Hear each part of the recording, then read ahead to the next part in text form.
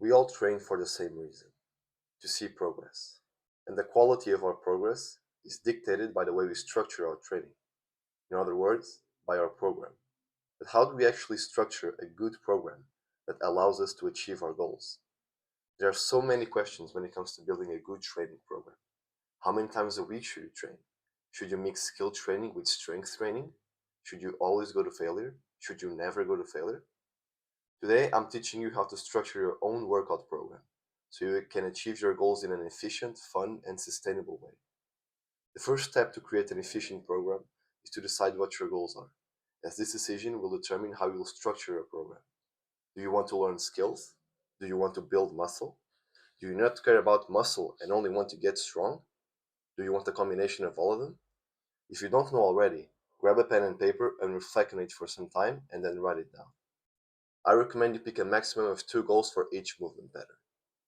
Now that you have your goals set out, let's start with the basic information. The 3 main pillars that need to be in order for a successful calisthenics program, or for any sport by that matter, are frequency, volume, and intensity. These are the 3 factors that dictate the efficiency of your training. If they are in order, you will succeed. Before explaining each one of them individually, we first need to understand the basic balance that needs to be in place between these 3 elements. The main thing that you need to understand is what we can call the 2-to-1 rule. This means that for any good program, 2 out of these 3 aspects need to be high, while the other one needs to be low, and the order doesn't really matter. If your intensity is low, you need to train frequently and with enough volume. If your volume is low, you need to train with enough intensity and frequency. And if your frequency is low, say for example you only train once a week, you need to train with both high intensity and high volume to see growth. Now let's briefly go over these aspects individually. Let's start with frequency, which is the most simple out of the 3. Frequency is the amount of times that you train each movement pattern / muscle group per week. One of the main aspects of programming is balancing work with recovery. This is why training each movement pattern 2 to 3 times a week is generally applicable to most programs. It allows you to work hard while recovering enough. So for each one of these 3 movement patterns, push, pull, and legs, training 2 to 3 times a week is generally a good idea. Volume. Volume is the amount of sets that you do, which can be measured on a weekly basis. If you're doing 20 sets a week for each movement pattern, your volume is quite high. Inversely, if you are doing 6 sets a week for each movement pattern, your volume is quite low. Intensity. Intensity is determined by proximity to your 1 rep max. If you are using a resistance which allows you to only get 3 reps, the intensity is very high. On the other hand, if you are using a weight that allows you to get 10 reps or more, the intensity is low. As I said, you will need to apply the 2-to-1 rule when creating your program. But the way in which you structure it will vary according to your goals and personal preferences. In other words, you will determine your frequency-volume-intensity ratio according to whether you're more focused on skills, strength, or muscle, or a combination of these. Let's start with skills. If your main goal is skills, you are better off with a high-frequency, high-intensity, low-volume approach. If your main goal is strength, by which I mean getting stronger at the weighted pull-up, weighted dip, or any other weight exercise, you should go with a high-intensity, moderate volume, moderate frequency approach. If you don't care about strength or skills at all, and you only want to build muscle, you should adopt a high-frequency, high-volume, low-intensity approach.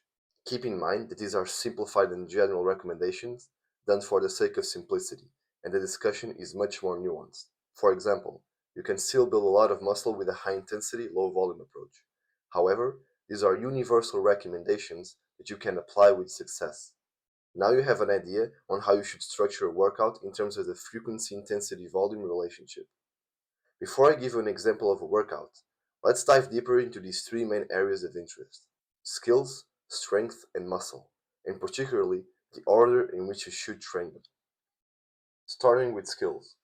The most important thing you need to understand about skills is that if you want to achieve them, they should be the first part of your workout and your top priority.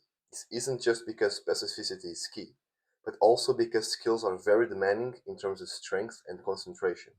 So you need to train them before anything else when you're fresh, so you can see significant progress. This is also why, when it comes to skills, the frequency should be higher.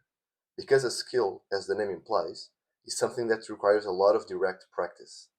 Because there are so many adaptations that must take place for you to get better at them, such as balance, technique, and coordination, it's important that you train them often.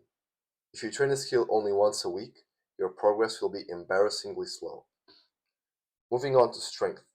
When it comes to your strength progression with basic exercises, such as the weighted pull-up, weighted dip, or any other exercise using weights, they should be trained right after your skills. Or, if you don't do skills, it should be the first thing you do in your workouts. Because you want to get stronger, it's important to train for it when you are fresh and concentrated. By training them after your skills, you'll not be 100% fresh, but that's just a sacrifice you need to make if you want both skills and dynamic strength. For example, you can still make great progress on your weighted pull-up by training it after the front lever. However, if you do that the other way around, training the front lever after the weighted pull-up, you will make practically no progress on your skill. Now for muscle. When it comes to hypertrophy work, this is the part of your workout that should be done last thing in your workouts, after your skills and after your strength work. This is because training in the classic hypertrophy rep range of medium to high reps isn't as neurologically taxing as training skills and strength. Therefore, it will not suffer as much by doing it after your skills and strength work. In other words, you can still have a great hypertrophy session even if you are already somewhat tired from your skill and strength work. On the other hand, doing skill and strength after your hypertrophy work would be unproductive, for the reasons I have already explained. So here we have the hierarchy of order in your training. First you should train skills, then strength, and then muscle. If you do not care about one of these areas, you can just eliminate it from the screen and the order remains the same. Alright, so now we know the fundamental information for creating a good program. We know in each order we should place each part of the workout, with the order being skills, strength, and muscle. And we know the 2-1 rule, which dictates the frequency-intensity-volume ratio. So, based on this, what should a training program look like in practice? I'm going to give you 4 examples of what the program can look like based on different goals. Let's say we have 4 athletes. Athlete A, whose focus is skills and muscle. Athlete B, whose focus is strength. Athlete C, whose focus is muscle. And athlete D, whose focus is skills and strength. Let's start with athlete A. Let's say this athlete has the following goals: a full front lever for 5 seconds, 5 freestanding handstand push-ups, and let's say he wants to also build some muscle. Here's what his program will look like. Using the principles discussed on this video, he will do his first push workout on Monday, where he will start with skill training, in this case the handstand push-up. His workout might look something like this, starting with handstand push-up attempts, followed by handstand push-up negatives, and then some handstand holds. After that, for his muscle building work, he will pick either the weighted dip or the overhead press, and do some moderate to high reps to build some muscle, followed by some sort of accessory like lateral raises, also for moderate and high reps to build some muscle, which can also assist on his specific skill of the handstand push-up. On Thursday, he will do his first pulling session, which will also start with skill training. In this case, it's the front lever. For this, he might do some sort of front lever hold, a hard progression, followed by front lever negatives, and then front lever rows. After that, he'll go into his hypertrophy work, where he'll do a weighted pull-up for moderate to high reps, followed by some sort of accessory like rear delt flies to get some extra hypertrophy, also for moderate to high reps. On Wednesday, he will have his first rest day. On Thursday, he will begin the same exact workout, but this time it will have no dips. He will only do skills and some accessories.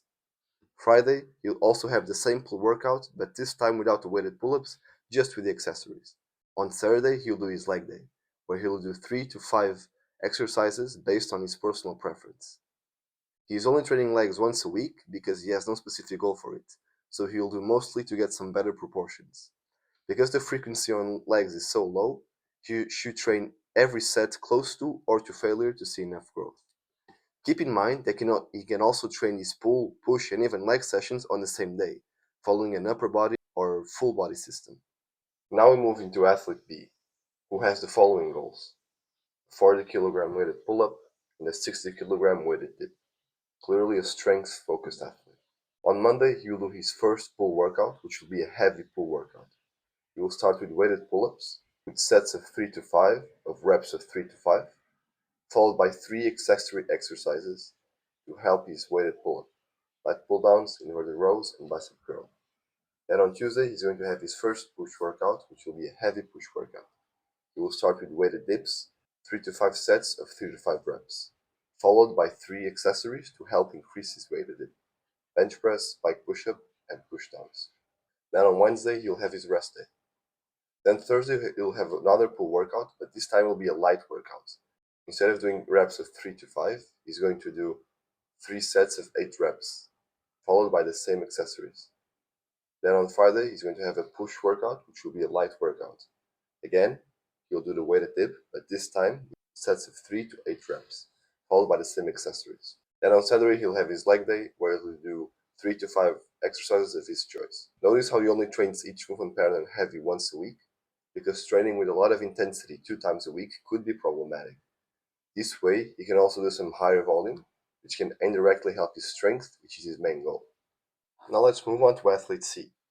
Let's say he doesn't care about strength or skills at all, and he just wants to gain 5 kilograms of muscle mass.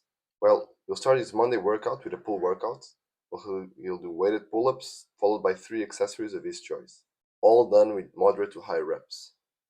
Then on push, the same structure. He will do weighted dips, followed by 3 accessories, all done with moderate to high reps. Leg day is the same structure, 3 to 5 exercises, all done to moderate to high reps as well. And on Thursday, Friday, and Saturday, he just repeats the same training, and on Sunday, he'll get a rest day. Again, you could change the structure of this program into an upper, lower, or even full body training by just doing the different training sessions on the same day if he prefers to.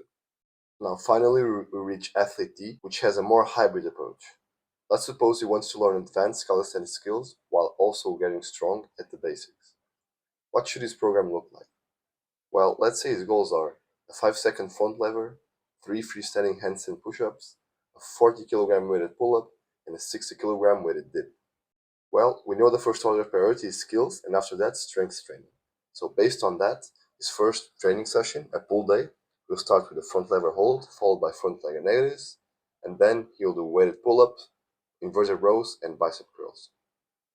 Then, on his push day, he's going to start with handstand push-ups, followed by handstand push-up negatives, followed by weighted dip, pike push-ups, and then push-downs. Then he'll have his rest day. After that, he's going to have a skill day, which is strictly dedicated to the skills he wants to learn. You can start with a front lever hold, followed by a handstand push-up, then doing negatives for the front lever and a handstand push-up, and finishing with front lever rows and a handstand. Then you'll have his leg day, where he'll choose 3 to 5 exercises of his choice, followed by another rest day, and that's his full week of training. In this split, when mixing the skills with the basics on the same day, it's smart to not go all out doing your skill training, so you reserve some energy for your weighted pull-up and weighted dips. This being said, during the pull and pushing sessions, you can do only 70% intensity on the skills, whereas in a skill day, you can go all out and do 100% intensity. This way, he can progress in both skills and strength. Keep in mind that these are just examples, and there is a million ways you can program to achieve your goals. Programming can be a very complex topic when accounting for everyone's different goals, backgrounds, and genetics. So this video cannot possibly explain it fully, especially because everyone is different, and one of the key aspects of good programming is personalization. So if you're having difficulties in your training and you want a custom program made specifically for you and your goals, click the link in the description.